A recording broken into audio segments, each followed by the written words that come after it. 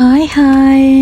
Good morning ඔයාලා හැමෝටම. ඉතින් ඔයාලට කොහොමද? මං හිතනවා ඔයාලා හොඳින් ඇති කියලා. ඉතින් ඒ වගේම මාත් හොඳින් ඉන්නවා. ඉතින් මේ වීඩියෝ එක කරන්නේ හෙට තමයි සිංහල හින්දු අලුත් අවුරුද්ද. ඉතින් දැන් ඒකට අපි ලෑස්ති වෙන්නත් ඕනනේ.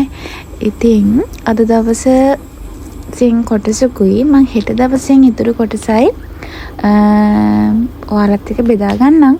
ඉතින් මේ තමයි අර අලුත් අවුරුද්ද වෙනුවෙන් මේ වගේ මල් පැලක් හදනවනේ. ඉතින් මම දන්නේ නැහැ ඔයාලගේ ගෙවල් වලත් හදනවද කියලා. හැබැයි අපේ පැත්තේ නම් ගොඩක් ගෙවල් වල මේ වගේ හදනවා. ඉතින් මට කමෙන්ට් කරගෙන යන්නකෝ ඔයාලගේ පැත්තේ අලුත් අවුරුද්දට කලින් මේ වගේ මල් පැලක් හදනවද? මොකද ඔයාලා කරන්නේ කියලා මට අනිවාර්යයෙන්ම කමෙන්ට් කරන්න. මට ඒව ආසයි දැනගන්න. ඉතින් මේ විදිහට අප්‍රේල් 13 වෙනිදා තමයි මේ විදිහට මල් පැලක් හදලා අපි එළියේ පහන පත්තු කරලා ඒ දේවල් කරන්නේ. එතකොට අප්‍රේල් 13 පුණ්‍ය කාලෙත් තියෙනවානේ. ඉතින් ගොඩක් පැතිවල නම් මම දන්නේ නෑ මේ විදිහට කරනවද කියලා. හැබැයි අපේ පැත්තේ නම් මේ අලුත් අවුරුද්දේ මේ චාරිත්‍රයෙන් තමයි අපි පටන් ගන්නෙ. ඉතින් ওই විදිහට මම මායි අම්මා එකතු වෙලා මල් පැලක් හදලා ඉතින් දැන් මම පහන තියලා ඒ වැඩ ටික කරන්න යන්නේ. මම නම් ආසයි මේ අවුරුදු කාලෙට. මොකද මේ තියෙන දේවල් කරන්න මම මාර මාසයි. අපේ ගෙවල් වලත් හැම අවුරුද්දකම වගේ මේ විදිහට මල් පැල හදනවා. ඒ වගේම අවුරුද්දට කෑම් බීම හදනවා. ඉතින් අපි හැමෝම සිංහලනේ. ඉතින් බෞද්ධ කතෝලික කියලා නැහැ. අලුත් අවුරුද්ද හැමෝටම සමරන්න පුළුවන්. ඉතින් අද ඇවිල්ලා අප්‍රේල් 14 වෙනිදා. ඉතින් අද තමයි සිංහල හින්දු අලුත් අවුරුද්ද. මම නම් උදේම නැගිටලා අම්මට කිරිබත් හදන්නත් උදව් කරලා එයා කිරිබත් ටික හදලා ලෑස්ති කරනකම් මම ආවා බුදු පහන තියන්න. මල් ටිකක් කඩලා බුදු පහන තියලා අපි හැමෝම ආහාර අනුභව කරන වෙලාවට හැමෝම එකතු වෙලා ආහාර අනුභව කරලා සිංහල අලුත් අවුරුද්ද ඉතින් අපි සමරමු නේද? දැන් මම මුලින්ම පහන තියලා එන්නම්කෝ.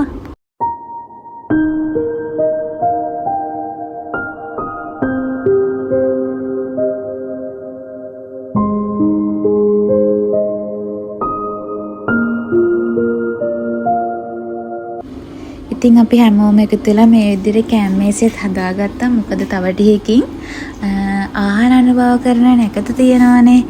ඉතින් ඒ හින්දා අපි දැම්මම ලෑස්ති කරගත්තා. එතකොට අපිට නැකත වෙලාවට හැමෝටම එකතු වෙලා එකට ඉඳගෙන කෑම ගන්න පුළුවන්. ඉතින් ඔයාලත් ගෙදර ආහාර අනුභව කරන නැකත වෙනකම්ම හිටියද කෑම කන්න? නැත්නම් හොරෙන් ඔයාලා කෑවද?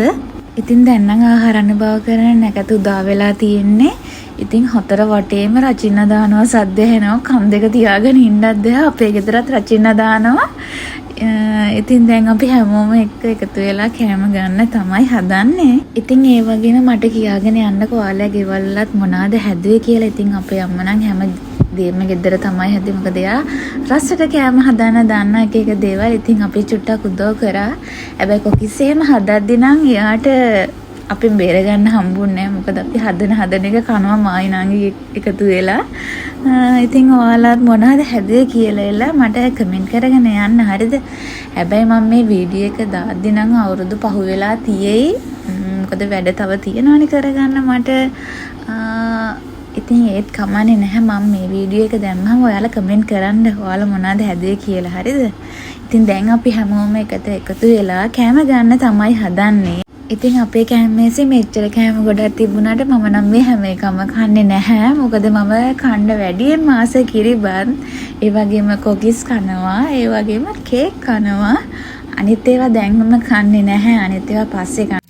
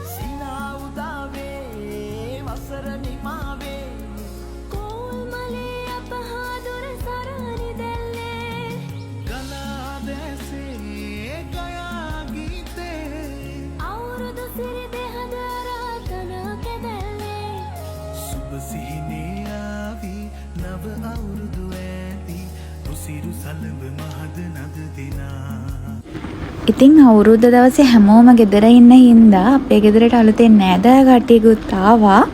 ඉතින් එයාලයි අපි හැමෝම එකතු වෙලා විශේෂ ගමනක් යන්න තමයි හදන්නේ. ඒ කොහෙද කිව්වොත් අපි යනවා මාර්විල කුරුසපල්ලි. ඉතින් මම අවුරුදු 3කට පස්සේ ආවහම මේ පළවෙනි පාර තමයි යන්නේ. නැත්නම් මම ලංකාවේ ඉඳන් ගොඩක් දවස්වලට මාර්විල කුරුසපල්ලි යනවා. ඉතින් එතනට ගියාම එතන මාරම සැනසීමක්. ගොඩක් අය එතනට එනවා. මම දන්න තරමින් ගොඩක් අය දැනටමත් එතනට යනවා. ඉතින් ගිහිලා නැති කෙනෙක් ඉන්නවා නම් අනිවාර්යයෙන්ම මාර්විල කුරුසපල්ලි ගිහිල්ලා බලන්න. ඔයාලට දැනේ ඒකේ මොකද්ද වෙනස කියලා.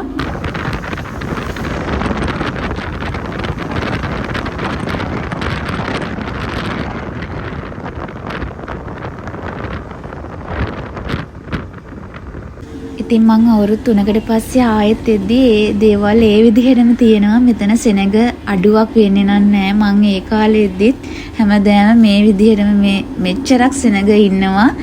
මේට වැඩි වුණොත් නිසා මේට අඩු වෙන්නේ නැහැ. ඉතින් හැමදේම ඒ විදිහටම තියෙනවා. ඉතින් මේ වැල්ලේ දන ගහලා ඉල්ලපු කිසි දෙයක් කිසිම කෙනෙකුට ලැබිලා නැහැ මේ වෙනකන්. ඉතින් මටත් ඒ විශ්වාසය තියෙනවා. ඉතින් මම ගොඩක් කාලෙකින් යන්නේ. ඉතින් මම නම් ඒක අත්විඳලා තියෙන්නේ. ඒ විශ්වාසයත් එක්ක තමයි මම මේ පාරත් ආව ගමන්ම කුරුසපල්ලි යන්න තීරණය කරේ.